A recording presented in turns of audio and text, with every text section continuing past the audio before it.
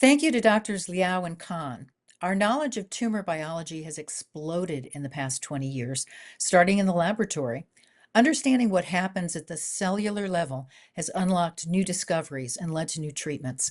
Our next speaker, Dr. Thor Halfdanarson of the Mayo Clinic, will tell us more about tumor biology. He is a professor of oncology at the Mayo Clinic College of Medicine and Science. He serves as the Associate Medical Director of the Cancer Clinical Trials Office and is the co-chair of the Pancreatic Neuroendocrine Tumor Board.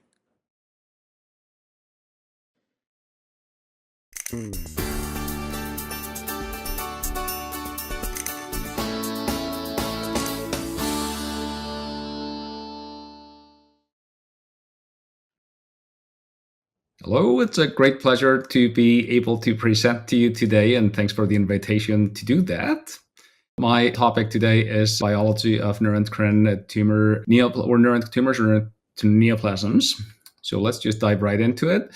So this is the overview of my presentation. So I'm going to cover a few topics, as you can see there. So we'll take one by one. And let's start with the naming of neuroendocrine neoplasms. So these things have changed over time a little bit, and I can understand why this could be a little confusing. So we've heard about NETs and NENs and NECs. So what really is the difference between those three? And as you can see there, NENs are neuroendocrine neoplasms, NETs are neuroendocrine tumors, and NECs are neuroendocrine carcinomas. So strictly, the definition of a neoplasm is an abnormal mass of tissue that results when the cells are dividing more than they should and they're not dying when they should die. So a tumor is essentially the same definition, but for neuroendocrine tumors, it actually is reserved for well-differentiated and relatively slow-growing tumors. Carcinoma, on the other hand, is a malignant neoplasm with the ability to invade and spread to other organs. Well, neuroendocrine tumors can do that as well. So the NECs or neuroendocrine carcinomas tend to be much more aggressive than the neuroendocrine tumors. And we'll talk about that when we talk about the differentiation of tumors. But this is the complex sort of nomenclature. So we're increasingly moving towards NENs or neuroendocrine neoplasm because it is the most inclusive term. It captures both the well-differentiated neuroendocrine tumors and the poorly differentiated neuroendocrine carcinomas. So I'll refer to NENs most of the time in this talk. So what are NENs? So NENs are cancers or malignancies. They can arise almost anywhere in the human body, mostly in the small bowel, lungs, pancreas, stomach, and rectum, but we can see them in other organs too. And they are incredibly heterogeneous in the sense that they can look very, very different from one person to the next, and even different within the same person. So it's not like there is a cookie cutter approach to all patients. You have to be really looking at the individual characteristics of each patient when you decide on how to approach, diagnose, and treat. And the NENs arise from neuroendocrine cells, which we all have in our bodies, and they're widespread through our bodies, but some of them just go rogue and become aggressive and malignant. So I just wanted to touch on a couple of terms that you may see in the literature, or your providers may mention this. One is called a carcinoid tumor. This is an old term we used for small bowel neuroendocrine tumors in the past, and is currently only used for NETs in the lungs and chest. Well, people use it for tumors in the abdomen, but in terms of a diagnostic term, it's really only for lung neuroendocrine tumors. So we used to have the carcinoid tumor term as a thing for the abdominal tumors, but now we have just moved to calling them neuroendocrine tumors or neuroendocrine carcinomas plus the organ they started in. So if it's a small bowel neuroendocrine tumor, we essentially just call it that, a small bowel neuroendocrine tumor. But we still keep the word carcinoid for what's called the carcinoid syndrome, and we'll talk some more about that here in a little bit. And that's when the tumors produce chemicals that can cause all sorts of problems, symptoms, and complications. And I just briefly want to mention the islet cell tumors. This is also an outdated term for pancreatic neuroendocrine tumors, but you may still see this in your chart because sometimes the classification system of tumors uses this, but it's essentially an outdated term, and we shouldn't be using that much. So let's talk about tumor grade and differentiation and how those differ.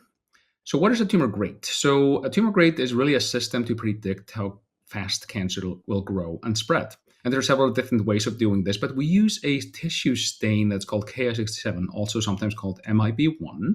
And we apply this, or we stain a slice or a section of the tumor, and we look at how many cells stain positive. So how many cells does the stain actually stick to?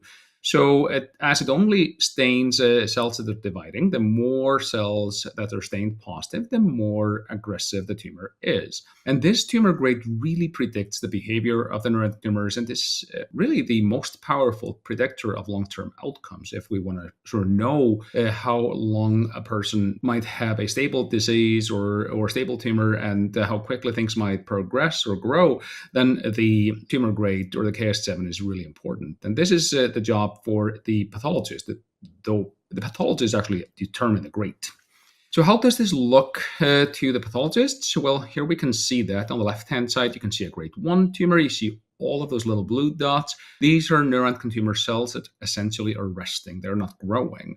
So this would be grade 1 and less aggressive. In the middle, you see more red, the blue dots. So these are the tumors that are positive for KS7 and sort of more actively growing. And then on the right-hand side, you see the grade 3, where there's a lot of brown dots, not a whole lot of blue dots, and these are the more aggressive tumors. So neuroendocrine neoplasms can be among the slowest growing tumors we see in humans, and also among the fastest growing. And that's where we use the tumor grade. So grade 1, I think of as something really slow moving, grade 3 as something that's really fast moving. But here is a little problem. So the grade 3 tumors are not all super aggressive. So some of them can be, but others are not. But the grade 1 tumors are almost always very, very slow growing. So that brings us to the differentiation. So what is tumor differentiation? Poorly differentiated to well differentiated. You heard this a lot. So this is really a way to tell how much the cancer resembles the normal cells it actually originated from. So does it look quiet and well-behaved and all the cells are the same shape and size? That's called a well-differentiated tumor. Or does it look aggressive, like angry, and cells of different sizes and shapes? And then we call it a poorly differentiated tumor. And that also determines how the tumors will behave. So on the left-hand side, we see something that's really slow, and so on the right-hand side, something that's really aggressive. So all poorly differentiated tumors are grade 3, but not all grade 3 tumors are poorly differentiated. And that is incredibly important to keep in mind. And we have a couple of rules of thumbs here. So NETs tend to be less aggressive, slower growing. NECs or neuroendocrine carcinomas are almost always very aggressive, fast growing, and need therapy urgently. So how do we use this in the clinic? So the differentiation status dictates the treatment choices. And if we have someone with a well-differentiated neuroendocrine tumor, be it of grade 1, grade 2, or even grade 3, we consider surgery for localized and even some advanced neuroendocrine tumors. We do liver-directed therapy like embolization and ablation when that's appropriate. We use somatostatin analogs. We sometimes even just watch them and don't do anything, even if it's a metastatic disease. We use peptide receptor radioligand therapy, such as PRT, targeted therapy, and for some of them, even chemotherapy. But we tend to use a little bit less aggressive chemotherapy for these. On the other hand, if we have a poorly differentiated neuroendocrine carcinoma, we rarely do surgery because most of them present with more aggressive, advanced cancer metastatic to other organs. We rarely do liver-directed therapy like embolization, and we rely much more on aggressive IV chemotherapy and sometimes even the addition of immunotherapy. And here we do some targeted therapy based on genetic abnormalities, and I'll talk about that a little bit. So what works for neuroendocrine tumors generally does not work for neuroendocrine carcinomas. So moving on to the somatostatin receptor, I'm going to spend a little bit of time on this because this is really important for the biology of neuroendocrine tumors. So what is the somatostatin receptor and why do we care? So the somatostatin receptor is something that sits on the surface of most well-differentiated neuroendocrine tumors and some poorly differentiated neuroendocrine tumors. In the middle there, you can see a cell and those little things that project out from the cells, almost like little flags on the surface. So those are the somatostatin receptors. And we can use them as targets for both imaging with what's called a PET study, and I'll show you some of that, and also for therapy. So how do we know the somatostatin receptor is there? Well, we can stain for it, but we don't do a whole lot of that. But we can also take a picture of it. Something called a somatostatin receptor PET-CT. You may recognize it as a gallium or a copper PET-CT, or even like a DetectNet or NetSpot. It has a lot of different names. So you have to have the somatostatin receptor on the surface of the tumor cells. And if that receptor is there, that's that little blue dot there, you have to have something that actually sticks to the receptor, that binds to the receptor, like two pieces of Velcro. Then you have to have something that glows in the dark and something that keeps this all together. So you have this somatostatin analog, what's called the peptide, and then you have the diagnostic radionuclide, gallium-68 or copper-64, and the glue that keeps it all together. And then you give this IV, and it floats around in the body. It sticks to the tumor cells and latches onto them. So now you've tagged the tumor cells wherever they are in the body, and then we can take a picture of the body. And like I said, it goes under multiple different names, and this is what it looks like. So this is a patient of mine who had a lot of bone metastases. You can see how all of the bones light up there. This is still a very, very slow growing tumor. This has been going on for a long time, and I know it looks very alarming, but this patient actually is doing very well. As for the PET imaging, I just tend to call it the somatostatin receptor PET imaging instead of all of these other different names we have for it. So we can also use the somatostatin receptor to target it with therapy, something like PRT. So I'll just walk you through how that works. So you have to have the target, the somatostatin receptor. You have to have something that binds to the target. So that would be this peptide similar to octreotide or lanreotide that sticks to the tumor cell. And then you have to have something that kills tumors, like a therapeutic radionuclide. And the only one we have right now is lutetium-177. And again, we have to have a glue that keeps it all together. And then we give this IV. It sticks to the tumor cells like two pieces of Velcro or two magnets and delivers radiation treatment into the tumor and kills it that way. And we do have lutetium-177 approved in the US. That's the only one we have approved. And we have some others in clinical trials like the alpha particles, actinium-225 and lead-212. So you can expect that this is going to change a lot in the next several years as we get more of the alpha particles. But this is just another way to use the tumor biology to treat the tumor. And this is how this works. So we deliver the radiation treatment right to the doorstep. It delivers lethal radiation to the tumor cells and kills it that way. As many of you know, this can be incredibly effective. Okay, let's move on to functional neuroendocrine tumors. So what are functional neuroendocrine tumors? You may hear this quite a bit. So a functional neuroendocrine tumor is a neuroendocrine tumor that produces certain hormones or chemicals that can cause a characteristic constellation of symptoms, or what we call a functional syndrome. And the most typical one is the carcinoid syndrome. So up to 50% of patients with metastatic small bowel neuroendocrine tumors produce serotonin and other chemicals that can cause a lot of symptoms. And we'll talk some more about that. You can have the pancreatic neuroendocrine tumor syndromes, or the PNET syndrome. So these are pancreatic neuroendocrine tumors that can produce all sorts of hormones like insulinoma that drops your blood sugars, like gastrinoma that causes severe reflux and diarrhea, and even can cause some ulcerations and perforations of the stomach and the duodenum. And then we have the really uncommon one. I just mentioned two of them, the glucagonoma that causes a characteristic skin rash, and the vipoma that causes a lot of diarrhea. But there's a whole host of other functional pancreatic NETs or tumors.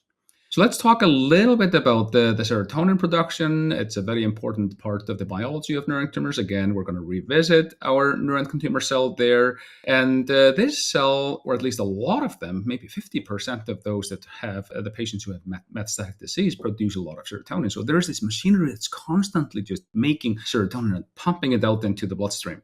And this can cause a lot of problems. We can actually measure this in blood as serotonin, or more commonly 5-HT, and can cause diarrhea and tissue damage or tissue scarring and even damage the heart valves. This actually is probably not the cause of the carcinoid flush. So there's a whole host of other chemicals that can do that. And we cannot measure all of them, but some of them we can measure. So we can target the somatostatin receptor and make the cells reduce the production of serotonin. It doesn't work forever, but can work incredibly well.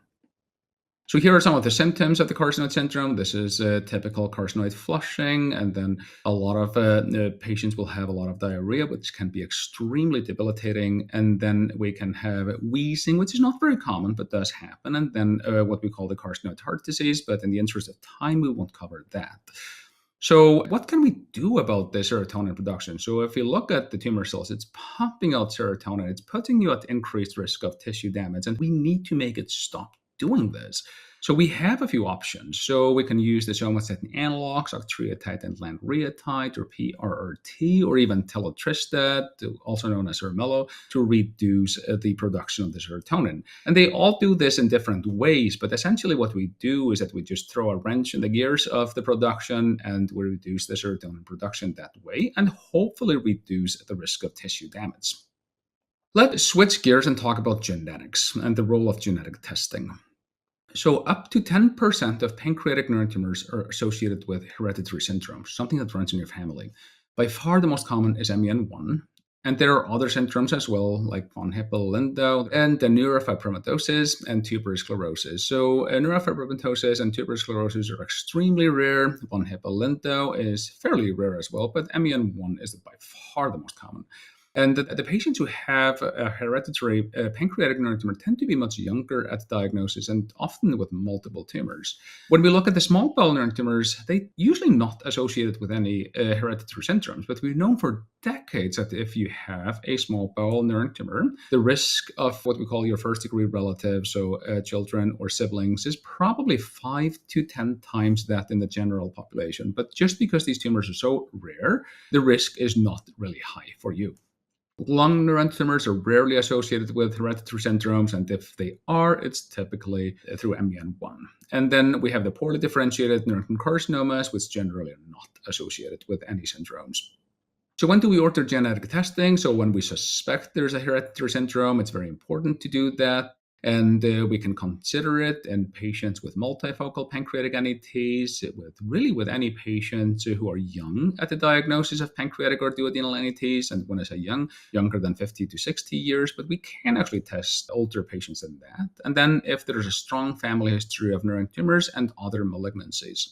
And what we do there is what's called germline testing. We look for mutations you were born with. And these are mutations that cause the syndrome. And this is best done after consulting with a genetic counselor, because there can be all sorts of ramifications of doing genetic testing like this. So I like to do it after having patients visit with a genetics counselor. Then we can also test tumor tissue. We've seen that this is really changing cancer medicine. So we can look for what we call genetic alterations like mutations and gene fusions that we can target with some of our newer drugs. And we call that actionable alterations. So it's a mutation or something we can target with a drug. Still not a large role in patients with well-differentiated neuron tumors, but as we start to understand these tumors even better, I think this will only grow. So we're going to be doing more and more of this. We also know that the minority of patients with poorly differentiated neuron carcinomas have what we call actionable alterations. Maybe 10, 20% of them do. So it's really important that we do genetic testing on all of those. So let's move again, switch to a different topic. So biomarkers. What are tumor markers?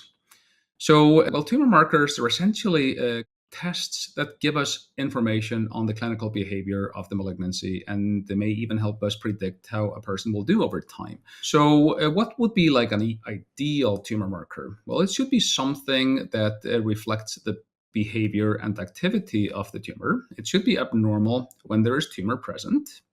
So, what we call high sensitivity, and it should not be abnormal when there is no tumor. It should be easy to get and widely available, and it should be affordable, and it should have a fast turnaround time. A tumor marker that takes like 3 months to get the results of is really not helpful. But most importantly, it should add value. So ideally, it should improve outcomes and give us valuable information. Unfortunately, a lot of the markers we have don't do that. And it should not be a source of harm, such as financial toxicity, anxiety, or loss of quality of life, which it actually can't be. So, are they really useful in neuron tumors? Yep, they can be if we use them appropriately. So, the non-specific biomarkers like chromogranin A are somewhat challenging to use. They tend to fluctuate quite a bit, but in certain scenarios, they might be helpful. An appropriate use of biomarkers, for example, would be detection and monitoring of serotonin production using 5-HIA in patients with carcinoid syndrome to monitor patients with functional pancreatic or lung neuron tumors. But then we have a whole list of inappropriate use of biomarkers. So let's say a screening tool when the suspicion of an NET is low. A biomarker is not good for that. Biomarkers like chromogranin are often high, even in patients who don't have neuron tumors. As a freestanding diagnostic method, no, you can't use them for that. They're just not good enough. And same thing as a replacement for imaging studies. They just don't work that way. They're just not reliable enough. And then we have some really exciting markers on the horizon. None of them have been, in my opinion, adequately validated for routine use. So this would be like the NET test, circulating tumor DNA, circulating tumor cells. I think all of these just require much better studies, ideally within clinical trials, so we know where to apply them and how to use them to help our patients. So here are just a few potential uses of circulating tumor or biomarkers. So we can measure all sorts of things in the blood. So we can measure pieces of DNA, hormones, pieces of RNA, and even detect the floating tumor cells there. But like I said, very few of these are ready for routine use. Ultimately, I think we might use them for early diagnosis. They might be more reliable for monitoring response to treatment and even to detect tumors that come back after therapy, as well as predict responses to therapy and predict the risk of therapy. So I think we're going to see a whole lot of new and exciting biomarkers. But right now, most of these novel biomarkers simply don't have the information we need to apply them for routine use. So the bottom line for the use of biomarkers is that a net marker should bring value to patient care. Treatment decisions should rarely, if ever, be made on marker results alone. And most markers currently bring limited value when routinely used. And so we have to use them really selectively. But I think that's going to change over time. So that brings me to the end of the presentation. Thank you very much.